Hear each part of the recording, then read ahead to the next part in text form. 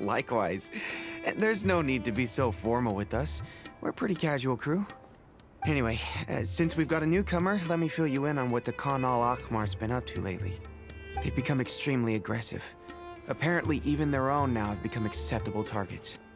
They even attack other relics brigades, just the same as any other mercenary brigade. Even the most ferocious beasts still protect their own. And it sounds like they've thrown that straight to the wind. That's right. Once they've collected enough loot off the other mercenaries, they sell it off to a different brigade, or turn to merchants on the black market. A portion of their profits is immediately exchanged for more food and weaponry to be used in their next violent operation. That's terrible!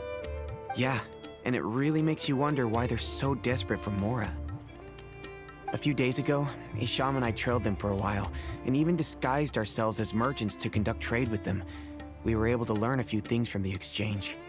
Rather than saying they're out to plunder and hoard Mora, it'd probably be more accurate to say that they're experiencing an internal power struggle. Wait, a power struggle? You heard me right. The vast majority of their victims are mercenaries from the other brigades of Deshret's relics. If their only goal is Mora, they could have gone after anybody. The targeted nature of their attacks points to a power struggle between the different brigades within the relics. That's the only plausible explanation we have. Unfortunately, we weren't able to find out anything more specific. It seems they're also trying to keep things under wraps. Oh, one last thing we discovered was that over the past few years, as the Khan al-Ahmar... It sounds mighty strange to me too. Harun, you can leave the rest of the investigation to us. Gotta say though, I didn't expect you to go on a whole undercover mission during the few days I was gone. Sounds like you were really putting your necks on the line, no? Nah, it was nothing. We're just as concerned about the situation as you are. The Khan al-Ahmar is your father's crew after all. What he said. Besides, DEHYA, haven't you done more dangerous things than all of us combined? What? Yeah. And while they went to talk with Khan al-Ahmar, I took a look at the last camp they attacked. Any survivors of the attack were already long gone. There was nothing of value left in the camp. Ah, Hisham and Khalaf. You're here. We rushed over as soon as we saw you come into Caravan Ribat.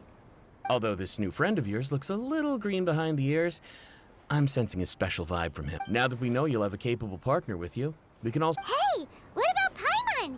Feel anything? Oh, you're also planning to tag along with them? Of course! Paimon is the Traveler's Oh. In that case, then you'd better take care of her too, DEHYA. Don't underestimate Paimon! Don't worry about her. She may look tiny and helpless, but she's been through just as many battles as the Traveler here. Even if she had only survived on sheer luck, then that— I had no idea. I guess I shouldn't judge by appearance. Oh, one other thing, DEHYA. When you're free, why don't you update the— We held another recruitment event a few days ago, but everyone only came to see the Flame Main. You weren't around at the time, so people were pretty disappointed to only find our crew of rough, unkempt guys. The deputy put a lot of effort into the event, but it was basically for nothing. Only a few people chose to stay, and that really got to him. Sorry to hear that. I'll be sure to bring him some great liquor next time. I left in a hurry and I couldn't make it back in time for the event. Gotta admit, I can understand their disappointment, though. You're our brigade's main selling point, after all. Now, if only the deputy could figure out a way to bring a few more smoking hot members into our ranks. Keep dreaming. Remember the last time I invited a couple gals into the brigade? You all just froze up with the awkward silence and weird expressions left quite the impression on them. They were originally interested in joining us, but after that, they both told me they were too uncomfortable to stick around.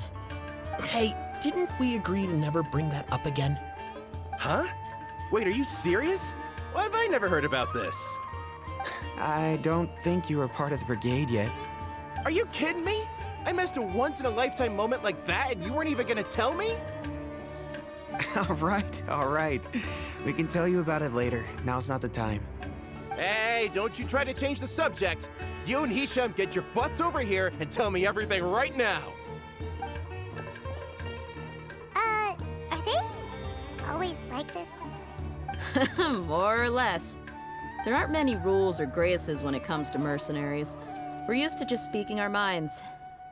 If someone starts getting under your skin, you just yell right back at them. And if that doesn't put an end to it, then you just challenge them to a fight. But we also don't tend to take many things too seriously. Being direct and getting it all out of your system as soon as things come up is better than keeping everything bottled up, never talking about it. That's also why I never spare their feelings when I talk to them. If I want to laugh, I'll laugh. If I'm angry, then I'll unload on them. It's hard to stop once you get used to it. Though, I can never do that when I'm with the Homiyanis. Hey, knuckleheads! Can you at least tell me the right... Yeah, you hear her, Holloff? Told you we gotta focus on the investigation first. I drew up a map. Right here is the spot. There you'll find the merchant caravan responsible for getting rid of Dakan al-Ahmar's looted goods. All you gotta do is wait and ambush them in the evening. They'll have no idea what hit them. Perfect. Thanks for that. Be sure to pass my regards to everyone else in the brigade as well. Will do. You stay safe, Dia.